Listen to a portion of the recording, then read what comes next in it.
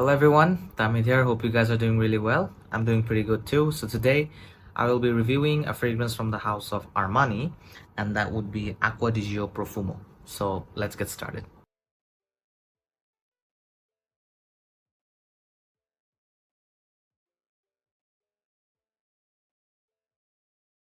To start off with, where do I start? This is probably one of the most well-known fragrance out there, mainly for the summer. And it's a fragrance that has some dark edges to it.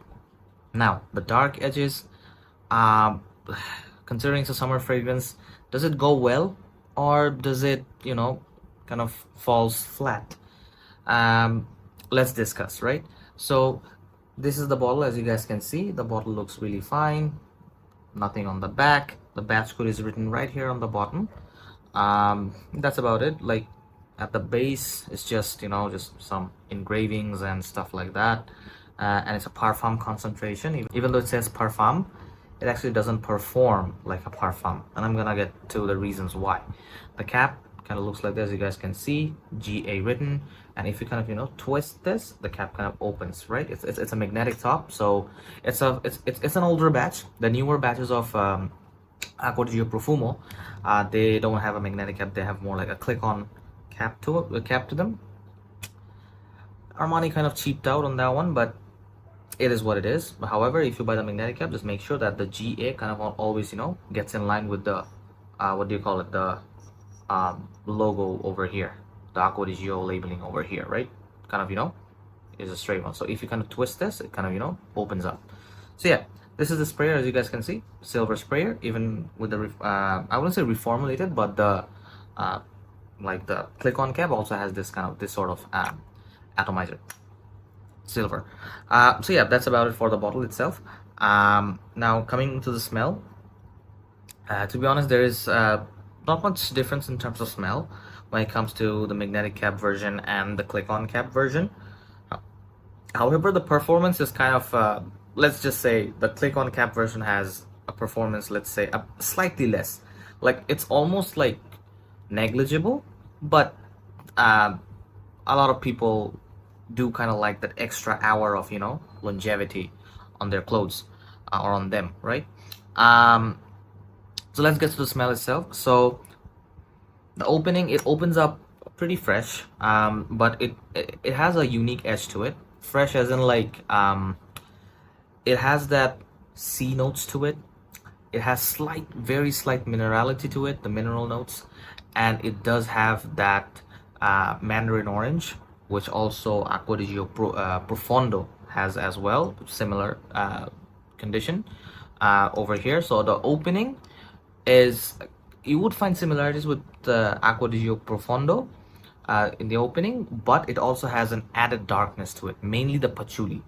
Even though the patchouli is listed at the base, but it kind of shows its presence from the start.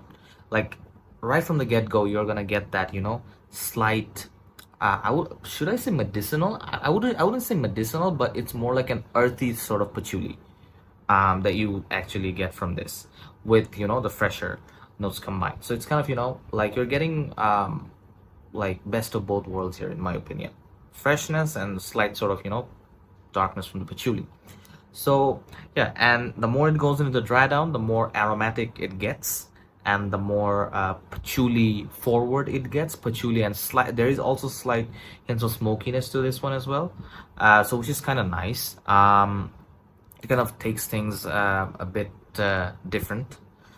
So overall, yeah, that's what it smells like. The citrusiness, the citrusy aspects, or the freshness aspects, it kind of dies down a bit as it progresses, and as I said, it gets more patchouli forward, and the patchouli kind of takes over with slight bit of incense, and the aromatic touches just remain here and there. So that's mostly it for the smell itself. So now coming to the aromatic aspects, you are definitely gonna smell that heavy dose of lavender and slight rosemary, thyme sort of like notes, like slightly herbal kind of notes with paired with the lavender itself. So yeah, mostly I feel that smell wise it's pretty unique. It's pretty nice. The combination, freshness with darkness, yeah, it's not bad. It makes it uh, like appealing to slightly more niche crowded, slightly more niche crowds.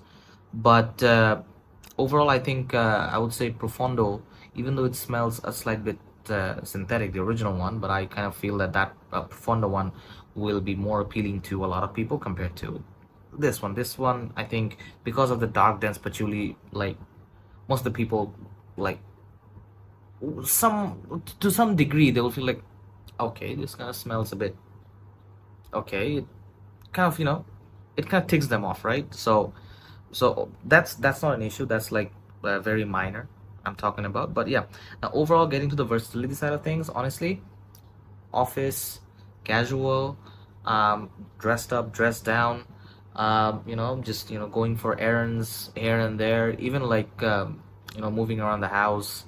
I mean, this is a daily basis sort of a fragrance itself, this one. So like, I mean, you can, should I say, I don't think you should wear this out on dates or something like that, but definitely on friendly hangouts and stuff like that with the boys and stuff. Yeah, go ahead. No problem. This is a very casual, should I say laid back? I shouldn't say laid back, but almost like you could say, uh, and like now at this point kind of falls into that generic territory of fragrance itself, because this also has a lot of clones out there. And Albite has also cloned but this one as well. I'm gonna compare this two as well. um, so yeah, that's mostly it for the versatility. And in terms of the performance itself, it does have some hefty strength to it, I'm not gonna lie, but in terms of projection, it kind of disappointed me. But the projection is around an hour and 45 minutes, around that mark. If the heat is a bit too much, probably you could say an hour and 15 minutes of projection. If the heat is just like let's say around 30 or 28 degrees Celsius, I got around like an hour and a half, 1 hour 45 minutes, 1 hour 50 minutes, 50 minutes of projection if the weather is in that 30, 31, 28 degrees. But if it gets higher, like 35, 36, 1 hour 15 minutes or an hour. Because the high heat and like super humidity, like especially in my area, it kind of kills the fragrance itself. But if you're living in like country which is which has a better temperature or a better humidity um, level, in terms of everything, the weather itself, you're gonna get like at least 2.5 hours worth of projection from this one if you spray a bit heavy. In terms of longevity, I got a good 12 hours worth of push on my shirt.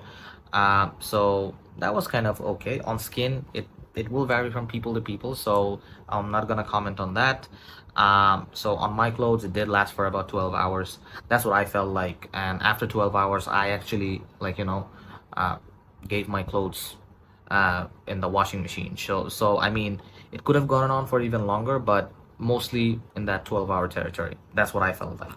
So yeah, so if you think that this is a good buy for you, yeah, go ahead. And honestly, with even with the click-on caps, the smell, it just doesn't matter too much. It remained the same. It's just that like the performance, I mean, the projection itself is slightly more a bit, a closer, like to the skin. Not it doesn't project as far as what this one does, the click-on cap. So is it a deal breaker? Not too much. If you go on a bit more heavy with the click-on cap, I think you would be fine. But should you be paying the inflated prices for this stuff, especially for the magnetic caps and also for the click-on caps, considering like they are discontinued and stuff like that? In my opinion, no. I don't think you should pay those inflated prices for this. Yes, if you're a fan of this one, if you think you have like memories attached to this one, and like if you like to get a bootload of collection of like Acqua Di Gio Profumo, I think, yeah, I mean, probably if you have the money as well, yeah, go for it. Like the money is yours. You make the financial decision at the end of the day. So yeah, if you want to go for it, go for it. But do I recommend it to buy at inflated prices? Not really, no, because there are other options as well. Like they got like another release, Acqua Di Gio Parfum, which also basically smells like this with slight touch touch of difference. I'm gonna review on I will have a review on that as well, Acqua Di Gio Parfum. So I think in terms of financial standpoint, I think Acqua Di Gio Parfum makes more sense. But as I said, if you love this, if you're a fan of Profumo, you just want I go for that. I mean, go for this one. No problem. As I said, at the end of the day, you are the one that's gonna end up paying the money. So it is what it is. So yeah, I hope you liked this review. If you liked it, definitely make sure to subscribe. It doesn't cost. I think it's free. So yeah, hope to see you on the next one then. Take care. Bye bye, guys.